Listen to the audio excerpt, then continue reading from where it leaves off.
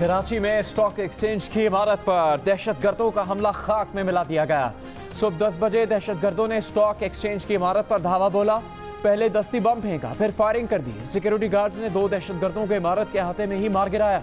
2 दहशतगर्द गोलियां बरसाते आगे बढ़े। पुलिस ने भी चंद मिनट में बाकी 2 दहशतगर्दों को स्टॉक एक्सचेंज के मरकजी हॉल में दाखिल होने से पहले ही हलाक कर दिया। दहशतगर्दों की फायरिंग से 1 पुलिस अफसर और 3 सिक्योरिटी गार्ड्स शहीद हो गए। दहशतगर्दों के कब्जे से गोलियां, बंदूकें, दस्ती बम, भुने हुए चने, जूस के डब्बे और असलहा बरामद। सीटीडी इंचार्ज के मुताबिक दहशतगर्दों के मंसूबे में जिंदा वापसी शामिल नहीं थी। सर्च ऑपरेशन के बाद स्टॉक एक्सचेंज की इमारत क्लियर कर दी गई।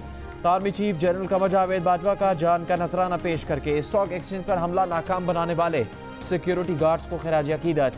कहा कि कौम की हिमायत से मुल्क में अदम इस्तेहकाम की दुश्मनों की हर कोशिश नाकाम बनाएंगे।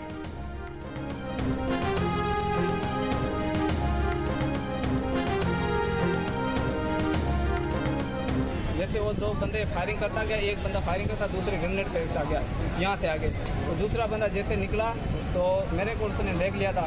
मेरे उसको 2 गोलियां मारी, जख्मी हो गया। फिर उसने ग्रेनेड निकाला, एक हाथ में गोली मारी, वो हाथ छूट गया था। वेपन नीचे गिर गई। शाबाश जवानों शाबाश। पाकिस्तान स्टॉक एक्सचेंज में दहशतगर्दों का हमला नाकाम बनाने वाली पुलिस टीम में शामिल बहादुर अहलकार ने आंखों देखा हाल बताया। कहा एक दहशतगर्द दस्ती बम फेंक रहा था, दूसरा फायरिंग कर रहा था। उसके हाथों एक दहशतगर्द मारा गया। आईजी सिंध का पुलिस टीम के लिए 20 लाख रुपए इनाम का ऐलान। शोहदा और गाजियों को कौम का सलाम।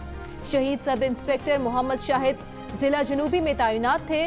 शहीद होने वाले सिक्योरिटी गार्ड्स खुदायार और इफ्तिखार वहीद स्टॉक एक्सचेंज और हसन करीबी बैंक में फराइज अंजाम दे रहे थे।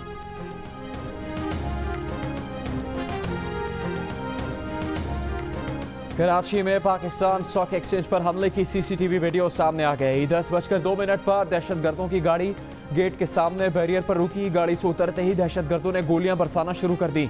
सिक्योरिटी गार्ड्स और इमारत की छत पर मौजूद पुलिस एहलकारों ने 2 दहशतगर्दों को इब्तदा में ही हलाक कर दिया। बाकी 2 दहशतगर्द फायरिंग करते आगे बढ़े और कुछ फासले पर अपने अंजाम को पहुंच गए।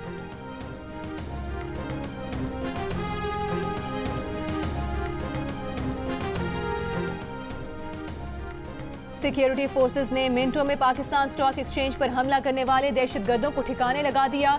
DG ranger Sindh major general Umar Ahmed Bukhari की ब्रीफिंग। कहा कि स्लीपर सेल्स के बगैर ऐसा हमला करना मुमकिन नहीं था। भारतीय खुफिया एजेंसी रॉ की बौखलाहट सबके सामने है।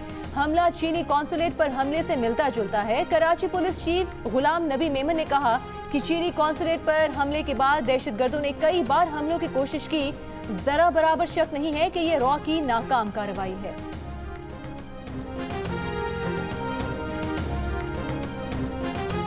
पाकिस्तान स्टॉक एक्सचेंज की इमारत पर होने वाले हमले में इस्तेमाल की गई गाड़ी की खरीदो फरोख्त की दस्तावेजात जियो न्यूज़ ने हासिल कर ली। गाड़ी हलाक दहशतगर्द ने अपने नाम कुछ अर्सा पहले कराची के इलाके कारसाज के करीब शार फैसल पर वाक़ शोरूम से खरीदी। गाड़ी के कागजात पर दहशतगर्द का नंबर, वल्दियत और पता भी दर्ज है। तफ्तीशी हुकाम के मुताबिक हमलावर हब के रास्ते कराची में दाखिल हुए, लियारी एक्सप्रेसवे से होते हुए टावर और फिर पाकिस्तान स्टॉक एक्सचेंज पहुंचे।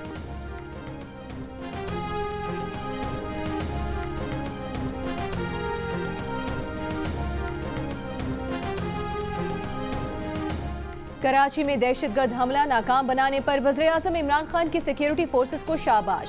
कहा कि जवानों ने बहादुरी से दुश्मन का मुकाबला किया और स्टॉक एक्सचेंज पर हमला नाकाम बनाया। कौम को अपने बहादुर जवानों पर फख्र है। पीपल्स पार्टी के चेयरमैन बिलावल भुट्टो को आईजी सिंध को फोन। शहीद एहलकारों को खिराज अकीदत पेश किया। लवाहिकीन का हर मुमकिन ख्याल रखने की हिदायत कर दी। कहा कि सिंध पुलिस के बहादुर जवानों ने चंद मिनटों में दहशतगर्दी का वाकया नाकाम बना दिया। दहशतगर्दी के वाक़े पर गवर्नर और वज़ीर आला सिंध की मुसम्मत। मुराद अली शाह ने कहा कि स्टॉक एक्सचेंज की इमारत पर हमले का 1.5 साल से खतरा था। हमले में मीठादर थाने के सब इंस्पेक्टर शहीद हुए। मरकजी इमारत में दहशतगर्द दाखिल ना हो सका।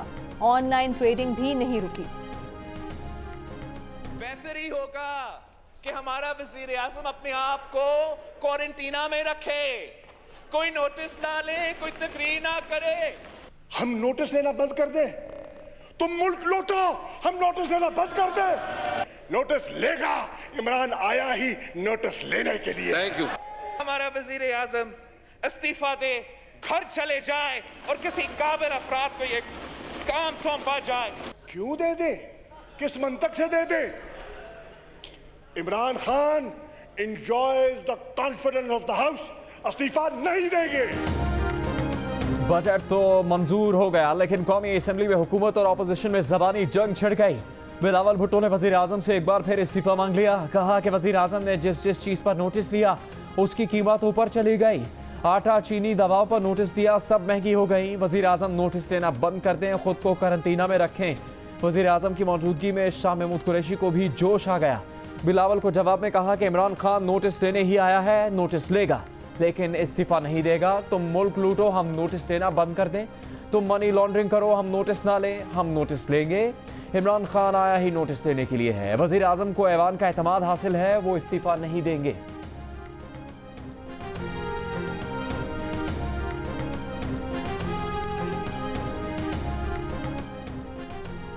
नून लीग के रहनुमा ख्वाजा आसिफ के वज़ीर आज़म पर वार। कहा, वज़ीर आज़म कहते हैं कि उनके अलावा कोई चॉइस नहीं।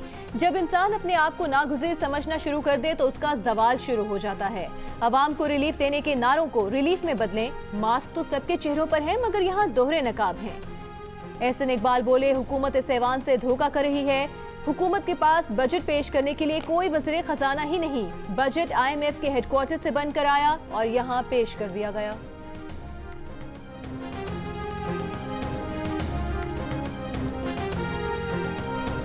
मैं चैलेंज करता हूं स्पीकर साहब, मैं चैलेंज करता हूं कि अवाम के सामने मुनाजरा करना है, पार्लियामेंट में मुनाजरा करना है, मीडिया के सामने मुनाजरा करना है, इवन एंकर आपकी मर्जी का होगा, आओ मुनाजरा कर लो। स्पीकर साहब, ये बंदा इमरान खान को चैलेंज कर रहा था, इमरान खान की सिपाही का सामना नहीं कर सकता, भाग गया फिर से, भाग गया फिर। तहरीक इंसाफ के रहनुमा मुराद सईद ने बिलावल भुट्टो जरदारी को मुनाजरे का चैलेंज दे दिया। बिलावल भुट्टो के ऐलान से वॉकआउट पर कहा कि ये इमरान खान के सिपाही का सामना नहीं कर सकते तो इमरान खान का क्या सामना करेंगे। भुट्टो की असल वारिस जरदारी नहीं फातिमा भुट्टो है। फातिमा भुट्टो की किताब पढ़ लें तो आंखें खुल जाएंगी।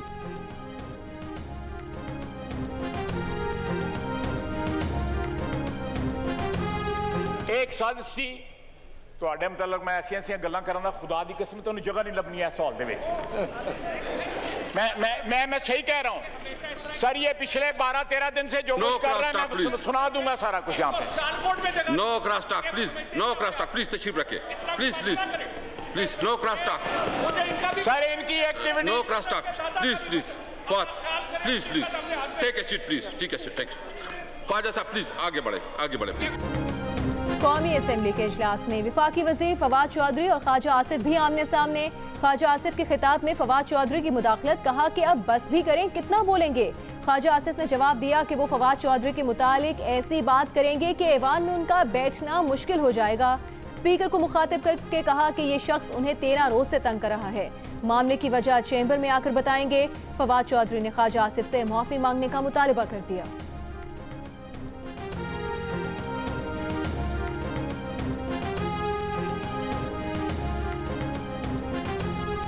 कौमी असेंबली ने बहस के बाद अक्सरियत से विफाकी बजट मंजूर कर लिया। अपोजिशन की तरमीम मुस्तरद। बजट मंजूरी के वक्त वज़ीर आज़म इमरान खान भी ऐवान में मौजूद। विफाकी वज़ीर हम्माद अज़हर ने कहा कि अपोजिशन ने बजट सुने बगैर ही इसे नामंजूर के नारे लगाने शुरू कर दिए। इन्हें बजट समझ ही नहीं आया।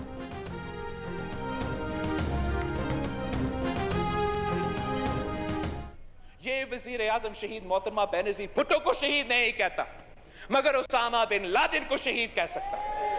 ये वज़ीर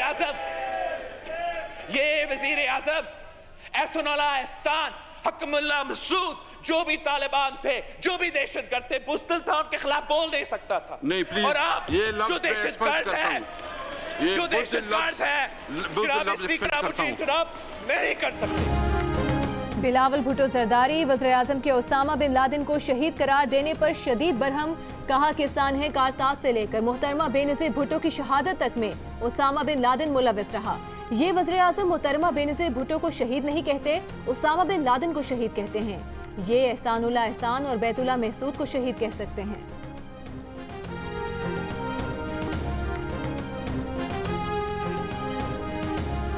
लाहौर हाईकोर्ट में शहबाज शरीफ की अबूरी जमानत में 7 जुलाई तक तोसी। अदालत का 2 जुलाई को शहबाज शरीफ को institute of public health sciences से कोरोना वायरस टेस्ट करवाने का हुक्म। शहबाज शरीफ के कोरोना टेस्ट की रिपोर्ट पेश करने की हिदायत।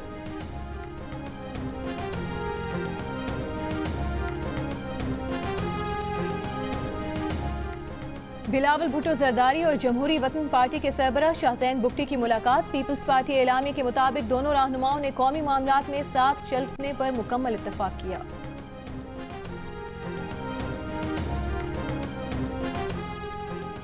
मशकूक लाइसेंस के हामिल पायलट्स की फहरिस्त में 2 खवातीन पायलट्स भी शामिल। दोनों बहनों इरम मसूद और मरियम मसूद का फ्लाइंग लाइसेंस मुश्तबा करार। जहाज उड़ाने से रोक दिया गया। दोनों बहनों ने बैक वक्त बोइंग 777 जहाज उड़ाकर रिकॉर्ड भी कायम किया था। पायलट मरियम मसूद की गफलत से गिलगित में तैयारा लैंडिंग के दौरान रनवे से उतर गए।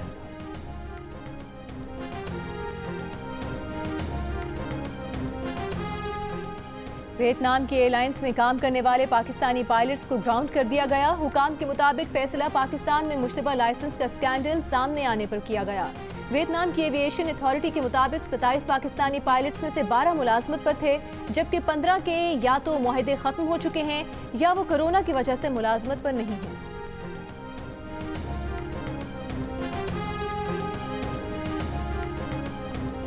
पाकिस्तान पीपल्स पार्टी के सेनेटर रज़ा रब्बानी ने कहा कि पायलट्स के मशकूक लाइसेंसेस के मामले पर वफाकी वजीर के इतराफ़ के बाद कौमी एयरलाइन और सिविल एविएशन अथॉरिटी की साख को शदीद नुकसान पहुंचा।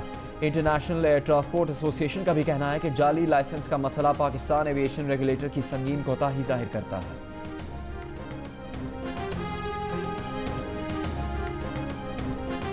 शुमाली वजीरिस्तान की तहसील स्पेनवाम में पाक अफगान सरहद के करीब पुलिस चौकी पर दहशतगर्दों का हमला नाकाम। DSP आजम खान के मुताबिक पुलिस ने भरपूर और बरवक्त जवाबी कार्रवाई की। हमले में कोई जानी नुकसान नहीं हुआ।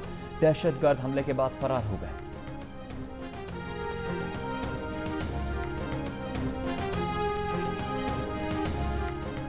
सहाफ़ी अजीज मेमन को किराए के कातिलों से कत्ल कराया गया। किराए के कातिल नज़ीर सहतू गिरफ्तार। मरकजी मुल्ज़िम मुश्ताक सहतू फरार। कत्ल मुश्ताक सहतू के बाड़े में किया गया, फिर लाश रोहरी केनाल में फेंक दी गई। बज़ाहिर खातून के साथ ताल्लुकात का शुबा जाहिर किया गया, लेकिन मकासद कुछ और थे। अजीज मेमन को मुख्तलिफ खबरों पर धमकियां मिलती थीं। पुलिस ने हतमी चालान अदालत में जमा करा दिया। चालान जियो न्यूज़ ने हासिल कर लिया।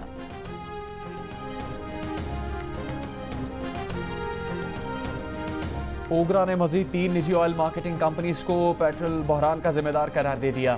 मजमूई तौर पर 1.5 करोड़ रुपए जुर्माना कर दिया। तर्जुमान ओगरा के मुताबिक इस माह के शुरू में इन ऑयल मार्केटिंग कंपनीज को पेट्रोल की किल्लत पर शो कॉज नोटिस जारी किया गया था। इससे पहले ओगरा पेट्रोल की किल्लत पर 6 निजी ऑयल मार्केटिंग कंपनीज को 4 करोड़ रुपए का जुर्माना कर चुका है।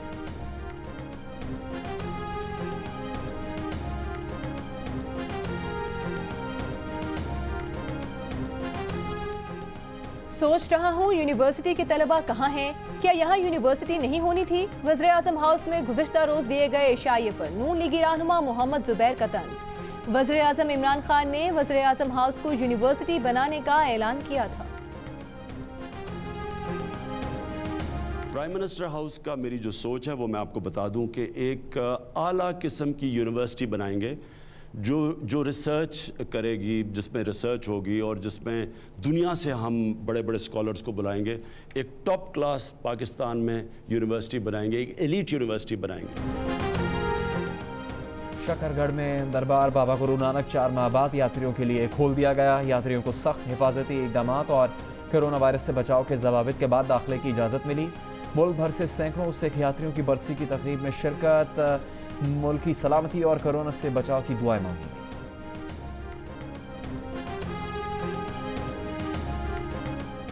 कोरोना वायरस 24 घंटों के दौरान मुल्क में मजीद 49 जिंदगियां ले गया। अमवात की मजमूई तादाद 4167 हो गई।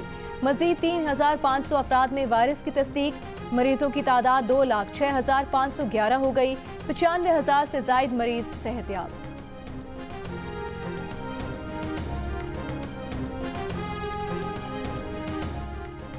सुप्रीम कोर्ट में डैनियल बर्ल कत्ल केस की समाअत। मुल्जिमान की बरियत का फैसला मुअत्तल करने से मुतालिक जल्द समाअत की दरख्वास्त मुस्तरद।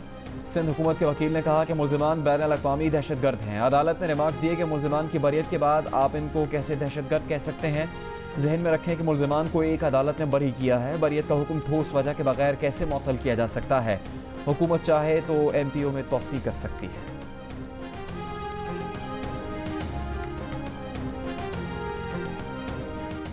इस्लामाबाद पुलिस ने अमरीकी शहरी सिंथिया रिची की दरखास्त पर साबिक विफाकी वज़ीर दाखिला रहमान मलिक के खिलाफ मुकदमा दर्ज करने से इनकार कर दिया।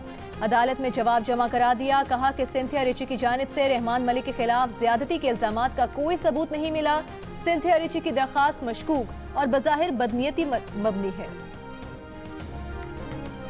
ईरान ने जनरल कासिम सुलेमानी के कत्ल के खिलाफ अमरीकी सदर ट्रंप के वारंट गिरफ्तारी जारी कर दिए। अमरीकी सदर ट्रंप की गिरफ्तारी में मदद के लिए ईरान ने इंटरपोल से भी मदद मांग ली। रवा बरस जनवरी में बगदाद में जनरल कासिम सुलेमानी साथियों के हमरा अमरीकी ड्रोन हमले में मारे गए थे।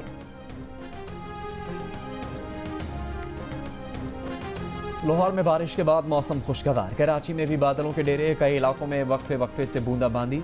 फैसलाबाद में बारिश के बाद गलियां तालाब बन गई। सिंध और बलूचिस्तान के कई शहरों में आज भी गर्मी। दादू में दर्जा हरारत 47, मोइनजोदड़ो 46, पेशावर में 41, कोयटा लाहौर 39 और कराची में 37 डिग्री रिकॉर्ड किया गया। जम्मू में दर्जा हरारत 37, श्रीनगर 31 और लेह में 19 डिग्री रिकॉर्ड किया गया।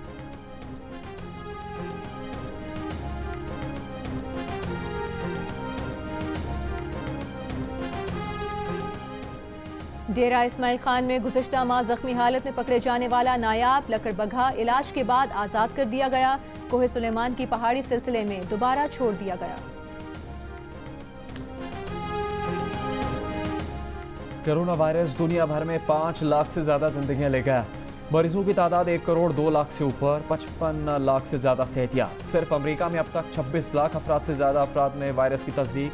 अमवात 1,28,000 से ज्यादा हो गई। टेक्सास मरीजों की तादाद में मुसलसल इजाफे के बाद गवर्नर ने सूरत हाल बिगड़ने का खदशा जाहिर कर दिया। भारत में मरीजों की तादाद 5.5 लाख तक पहुंच गई। श्रीलंका ने वायरस में कमी के बाद कर्फ्यू खत्म कर दिया।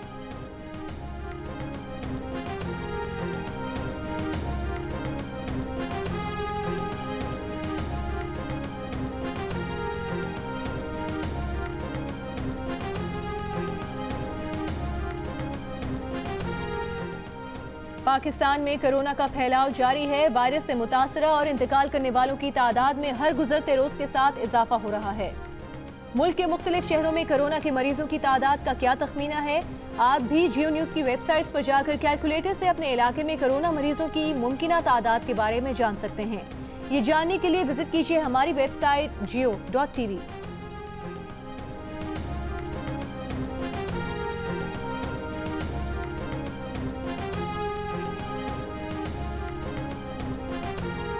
एडिटर इन चीफ जंग और जियो ग्रुप मीर शकीलुर रहमान ने 108 रोज से कैद में। मीर शकीलुर रहमान की गिरफ्तारी, रोजनामा जंग, डी न्यूज और जियो टीवी बंद करने की कोशिशों के खिलाफ मुख्तलिफ शहरों में एहतजाज।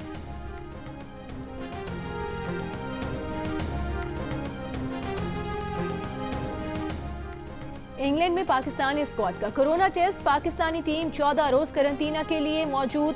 इस दौरान खिलाड़ियों को प्रैक्टिस की इजाजत है। लाहौर में दूसरा कोरोना टेस्ट, मंफी आने वाले खिलाड़ियों का तीसरा टेस्ट मंफी आने पर मोहम्मद हफीज, वहाब रियाज, फखर जमान, मोहम्मद रिजवान, शादाब खान और मोहम्मद हसनैन इंग्लैंड जा सकेंगे।